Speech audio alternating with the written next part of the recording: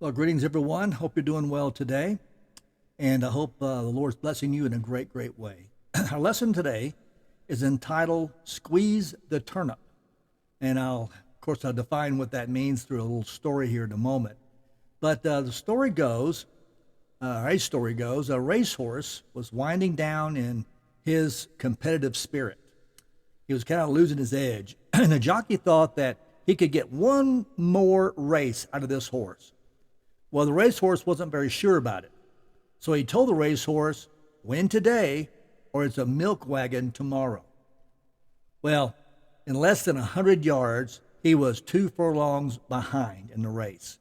The jockey leaned over and chided, milk wagon tomorrow. Within a half a mile, he was 6 furlongs behind the last thoroughbred that was running. The irate jockey used his whip emphatically to beat the back end of that horse. Well, the racehorse, quite chagrined, turned and said, go easy on the whip. I got to get up early in the morning. There is so much a person can do and can withstand that we have to face reality. Thus, we have the statement, you can't get blood out of a turnip, which means is, don't expect me to be pleasant after 9 hours with the kids today. Or you can't get blood out of a turnip. Or don't expect me to be pleasant after 9 hours fussing with my boss. You can't get blood out of a turnip. I paid the doctor, the pharmacist, the grocer, and now MasterCard. Where will I get for the Visa and JCPenney payment? You can't get blood out of a turnip. And the list goes on in our lives. You and I can say that over and over again, saying, I've reached the limits of what I can do. I've done all I can do. The reality is settled in that I have reached my board, if you will, my wall that I can't get past in my life of what I need to do further. So I'm just kind of stuck. In the book of Acts, there's a great, great little story. It's a short one, but it's a wonderful story in the 27th chapter, starting with verse 19. And when I start reading the story to you, it's a very short one, you'll hear it. And again, you'll say, I've heard that before. And we're going to talk about that a little more in depth. And this is how it reads. And on the third day, they threw the ship's gear overboard with their own hands. When neither sun nor stars appeared for many days and a violent storm continued to batter us, we finally abandoned all hope of being saved. Since many of them had no desire to eat, Paul stood up among them and said, men, you should have listened to me and not put out to sea from Crete, thus avoiding this damage, and listened to me and not had this loss. But God has promised there will be no loss of life among you. And now I advise you to keep up your courage, for there will be no loss of life among you, but only the ship will be lost. For last night an angel of the Lord, to whom I belong and whom I serve, came to me and said, do not be afraid, Paul. You must stand before Caesar, and God graciously granted you the safety of all who are sailing with you. Therefore, keep up your courage, men, for I have faith in God that it will be just as I have been told, but we must run aground on some island. What a great story. In the middle of a shipwreck, in the middle of a great storm, they had to decide on how to survive. And then Paul said about God visiting with him and telling him that there will be saved.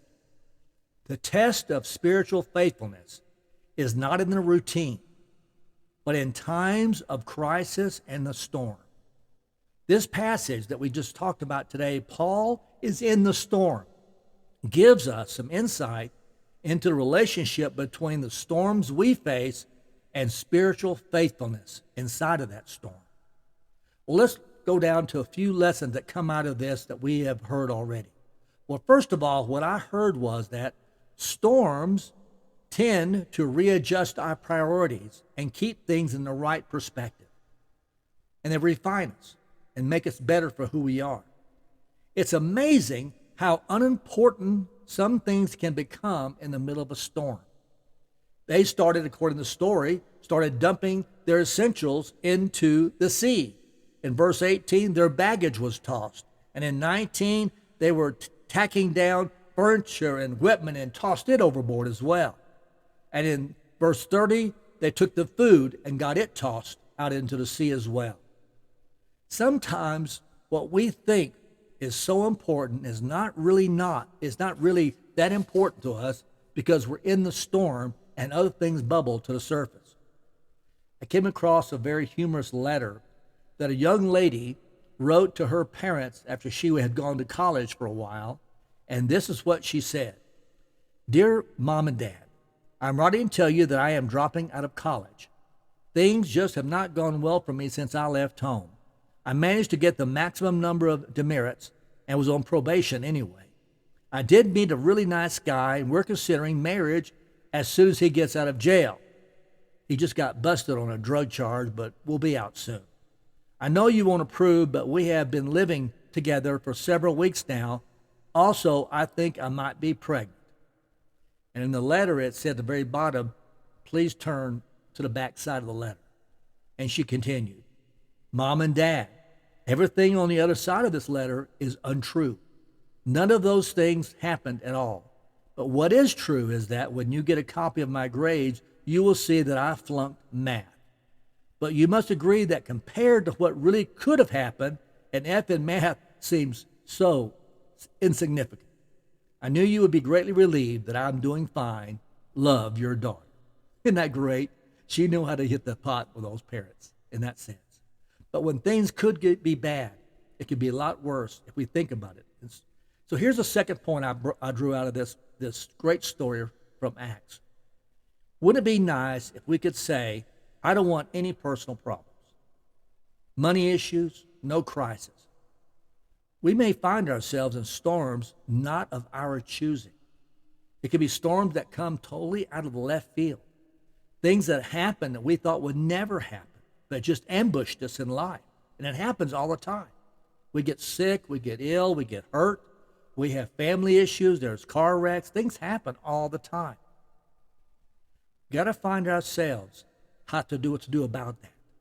Here's the third thing I heard. Storms do not define us. Some would say that the storms are a commentary on your spiritual faithfulness. Some believe that if you're doing what is right, no storms would come. You remember in TV, there was a sitcom called Love Boat. I remember it so well. Maybe you do too. Maybe you watched it. I don't know. But the Love Boat was a sitcom about this group of people, the crew, who engaged with those who were passengers at that time. They had different situations inside of that. And by the time you finished the hour-long show, everybody's problems were solved. And some would say that possibly that people think that their faith is like that. It's called love boat theology. And Christianity is just a cruise. Promises something for everyone that comes out of it. That's what the theme of that story is. It never rains, and you meet the love of your life, and problems are resolved within 60 minutes or less. Isn't that a great way to live a life of Christianity? But that's not the way life is, as we know. Lastly, here's the last lesson.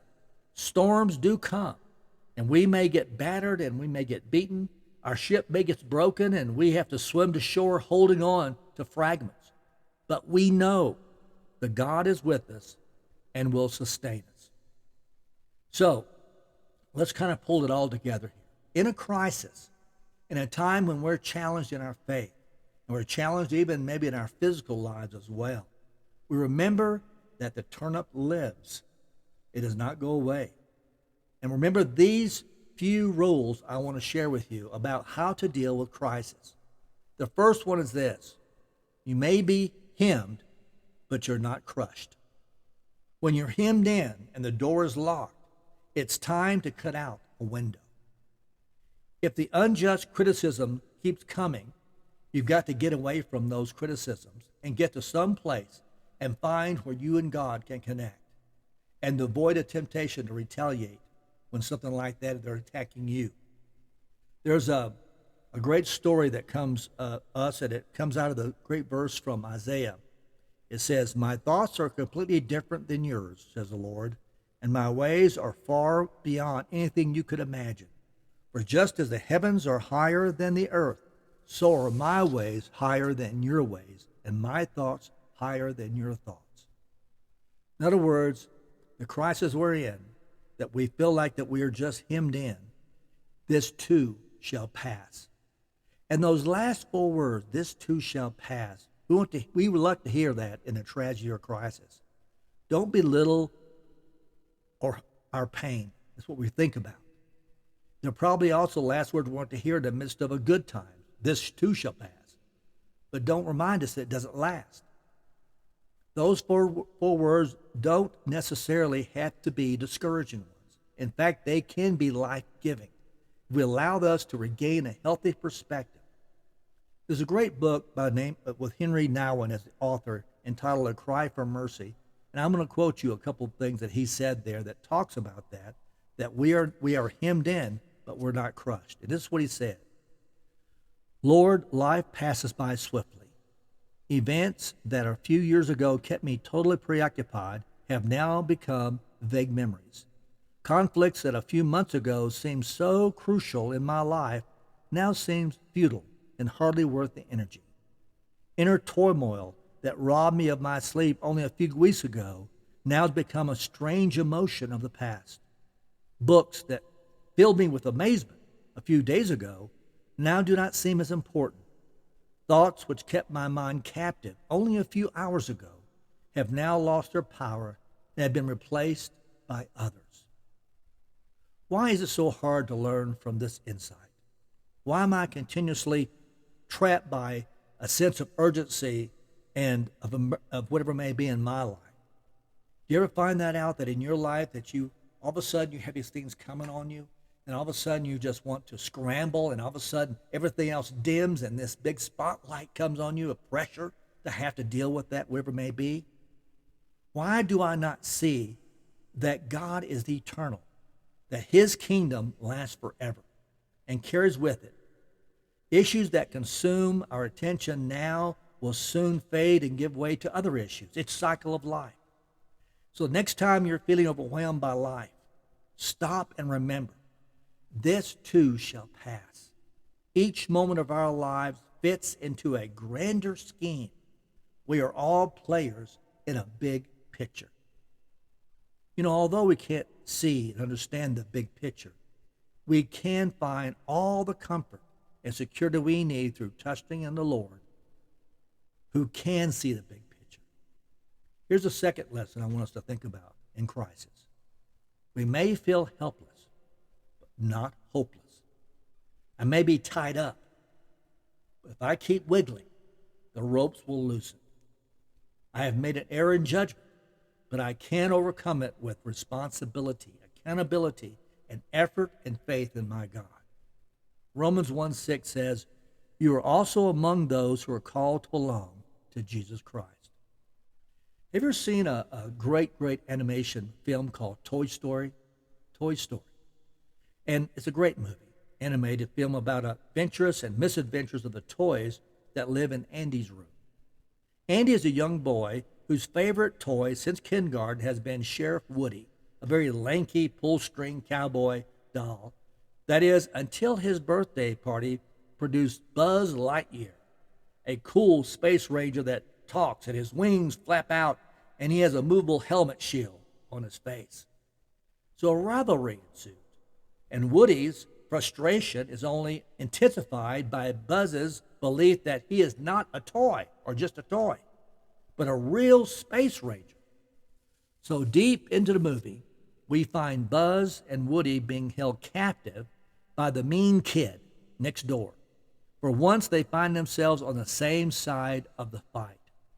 But the real crisis is with Buzz. Through the events of his capture, he has been thrown into a full-fledged identity crisis. He's disillusioned, he's defeated, and he's depressed. And this is the conversation that happened in the movie. And Buzz says, I'm not a space ranger. I'm just a toy. A stupid little insignificant toy. And Woody says, wait a minute. Being a toy is a lot better than being a space ranger. It is, really. Look, over in that house is a kid who thinks you're the greatest. And it's not because you're a space ranger. It's because you are a toy. You are his toy. And Buzz says, why would Andy want me? Woody says, Why would Andy want you? Look at you. You're Buzz Lightyear. Well, when Buzz shows no signs of improvement, Woody turns away and sits down. Buzz sits motionless there for a moment. Then he glances down. He slowly picks up his foot and looks on the bottom of it. He runs his fingers across the surface and reads Andy, and everything changes. Had any identity crisis happened to you lately? You found out that you're not everything you thought you were? You've fallen short of your expectations of yourself. You thought you had enough faith, but it failed. You thought that you had friendships that would go on no matter what, and they failed. You wonder what in the world you have to offer anyone, that maybe you just feel so old and maybe so insignificant that maybe, what am I worth really to anybody? Maybe it would help all of us to hear the paraphrased words of Woody. This is what he's saying. Being genuine is a lot better than being a superhero. It is. Right here is a God who thinks that you're the greatest, not because of all the stuff that you do, but because you are a child and you are his child. You're the greatest. And you belong to him. Here's our next lesson.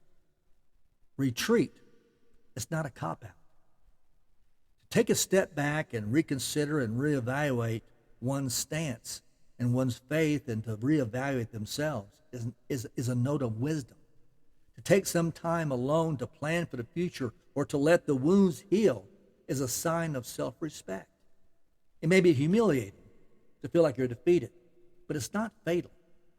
Eating crow will get indigestion, but it's not poisonous in your life. There's a verse in Romans that says this: don't copy the behavior and customs of this world, but let God transform you into a new person by changing the way you think. You know, when an artist, guy or gal who does painting, meticulously in one corner of the canvas, they paint something, and then they back away a few steps in order to see the entire piece. Why? To gain perspective, to see the big picture. And offensive or defensive coordinator of coaches the game from the press box, why are they way up there, not from the sidelines? It's to get a better view of the game, to see the strategies of the opponent, to reevaluate the effectiveness of his team. A bride hires a wedding consultant to help with the planning of the big event. Why? To coordinate all the elements of such an affair, to keep the big picture in mind. They all work together. A man is working on a puzzle, gazes at the piece in his hand. Why? To figure out, to see where the piece might fit, to remember the big picture of where that piece will be a place into. It's all perspective. It's the big picture. And sometimes it's easy to lose that big picture. Sometimes it's not that easy to obtain it in the first place. The things that happen in our lives that are so close to our hearts and so personal, it seems as if that event, that crisis, that emotion is all that there is in our life at that time. It's difficult to remember that every element of our lives is part of a picture that is bigger than we can see or even understand. So my question to you is there something from which you need to take a few steps back? Maybe solicit the help and perspective of a friend, someone who can be a little more objective for you. Spend a few moments of quiet contemplation and ask God to give you the perspective you need to handle the challenges that come your way today, to get the big picture. And here's the last lesson I want to share with you about this story. Wounded, but not fatally. You know, criticism can hurt so bad. It may pierce the heart. It's from a person we respect and we want to please, and then they criticize us.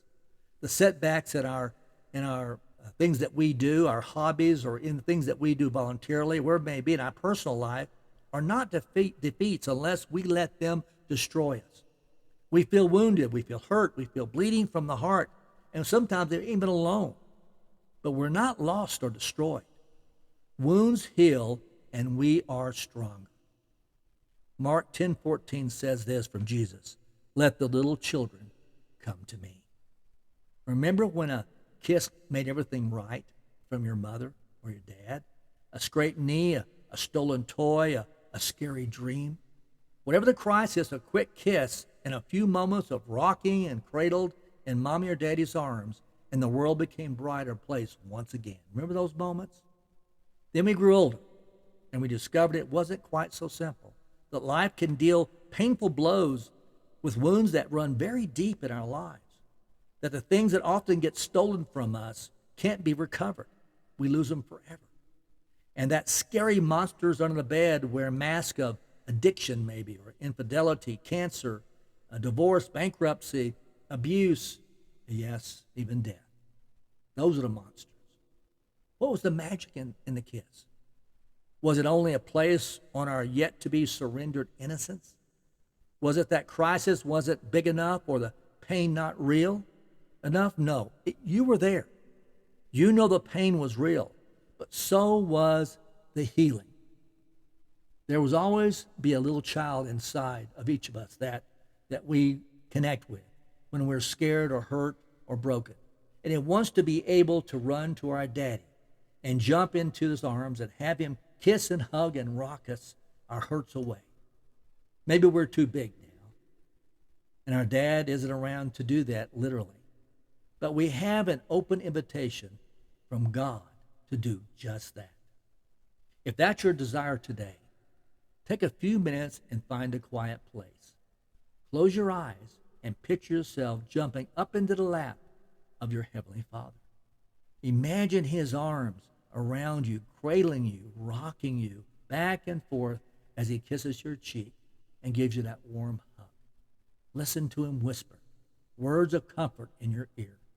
His love for you is real, and he's ready to accept you into his arms. And so is his healing, because you've been wounded, but not fatally.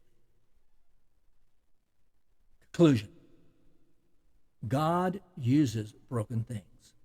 It takes broken soil to produce a crop, broken clouds to give rain, broken grain to give bread, broken bread to give strength. It is the broken alabaster box that gives forth perfume. It is Peter, weeping bitterly, who returns to greater power than ever. There may not be any more blood in the turnip, and the world will not quit squeezing it, wanting more from us. But we will survive and become better with the Lord's help. You can do it. I can do it. Let them squeeze all day long, because God is on our side. Blessings.